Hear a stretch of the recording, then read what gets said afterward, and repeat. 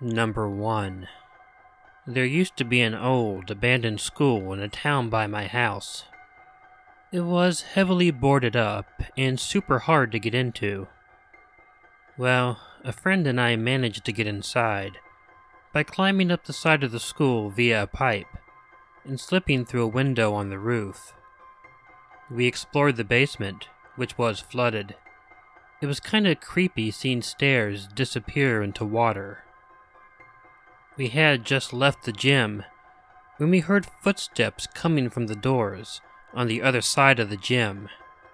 Scary as hell, especially considering it sounded like it was one person, not another group of explorers like us, and it was blocking our exit back up to the roof.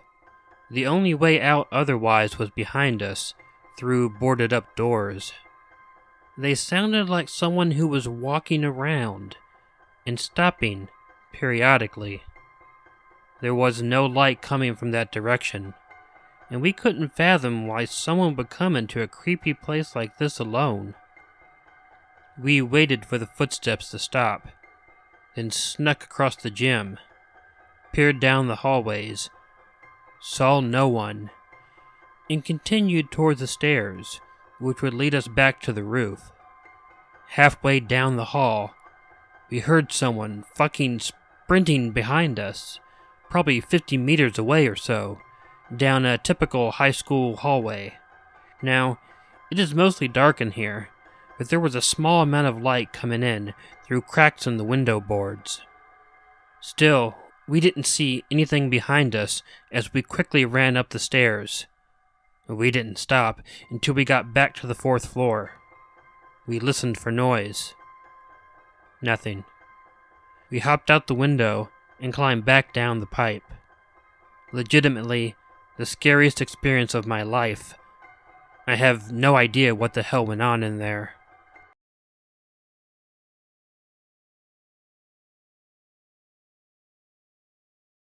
A few friends and myself were hanging out at my house bored one night, and started telling stories about things that we've seen or felt to scare each other. My girlfriend at the time, who had lived in the area a little longer than most of us, started telling us about an abandoned mental hospital that was only about a half hour from my house. She told us that somewhere on its grounds were entrances to underground tunnels and rooms that kept some of the buildings and sidewalks warm. We decided to go out and look there for ourselves, and after roaming the halls and rooms for a while, we came across the steps. Once we got to the basement, we found one of the tunnels, so I walk over and shine my flashlight down the hall to see where it went. The hall was long enough to the point that I couldn't see the end of it, and I could only see blackness. I couldn't see any doorways or even a tunnel that crossed paths with this one. But as I'm looking down this tunnel, I see this figure kind of slide halfway out of a doorframe. I didn't see it before. It's sitting with its knees up to its chin, both its arms resting on its knees overlapping each other. It's skinny like leather over bone and very pale. Its eyes were like softball size, and they were glowing this weird yellowish blue colour. At this point, I'm sort of crouched down staring at this thing. I can't even think straight enough to get myself a way out of this hall. And that's when it spoke to me. I'll never forget what it said. Come on. Come on down here and see what we have.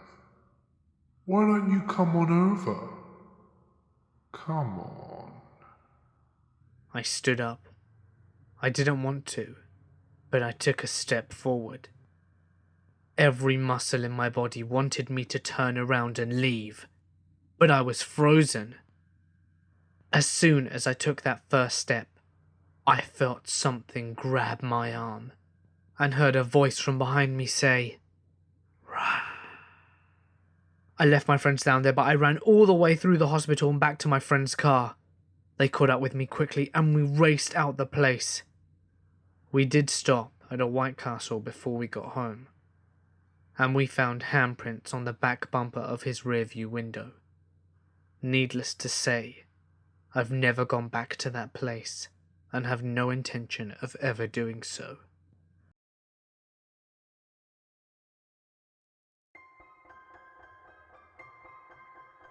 Number 3. This wasn't strictly an abandoned building, but my old college campus had an odd building that was shaped like an authentic Scottish castle, down to towers, parapets, walls, etc. Mind you, only the outside was designed to look like a castle, with every room inside being just squeezed in wherever it could fit. So it was already famous for no two rooms being identical, as well as other architectural oddities, such as staircases that led nowhere, and needing to go up and down a floor to reach a room right next to you. So it was already something of a weird, creepy building. It was used mainly as a dorm, but a lot of it, especially the outer toe amount, had some really weird stuff there. The first time I explored there, I had found a small door that was mostly rusted shut on the bottom of one of the rear towers. It was unused, but I could still open it enough to get through, so I came back that night to explore. It led to a small, circular room on the inside of the tower with a bunch of debris on the floor, like pallets, some old chair, and a big metal plate. More on that later. However, above me, there was an open square hole, which clearly led to another room inside what would have to be the top of the tower, where a ladder probably had been at one point.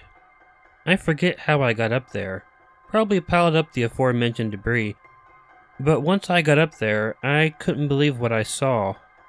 The whole room was filled with hundreds of broken mirror shards, chained together by string and hanging from the ceiling, as well as all over the floor and the windowsills. Also scattered on the floor were what at first looked like dozens of big coins, but on closer inspection turned out to be the metal rims of those cheap little tea candles, stomped flat by people walking on them. Finally, in the center of the room, there was a tiny little label, on top of which was a metal bowl filled with more mirror shards, surrounded by more empty candles. I have no idea what the fuck that room had been used for, but I swear to God, it looked like some ritual shit was going down there. I took some pictures with my phone so my friends would believe me, but it was the middle of the night. All I had was a dim flashlight, and phone cameras were shit back then, so nothing really came out that well.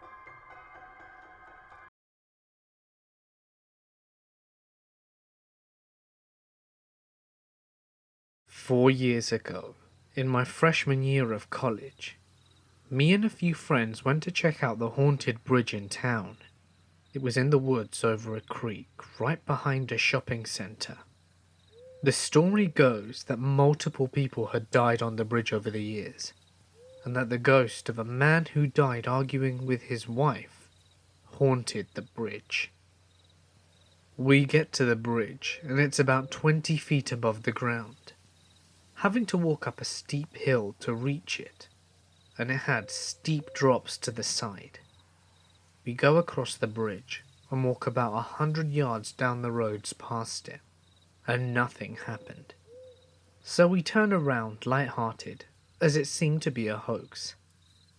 As we turn and start making our way back, we all start hearing very heavy and loud footsteps in the woods, right next to us. The creepy part was that they stopped when we stopped walking, and started back when we did. My friend yells, "Hey!" loudly, thinking that it would scare off the animals following us. But nothing happened. We make it back to the edge of the bridge and could hear it in the woods just below the hill. I was carrying a small 38 special in case of hobos and called out, "I have a gun! Leave us alone or I'll shoot!" At that moment, all of the trees blew as if a strong wind of gust came, and a voice, louder than anything I've ever heard, screamed at us. We all promptly sprinted to our cars and sped away to the Waffle House and figured that we'd just had an encounter with a ghost.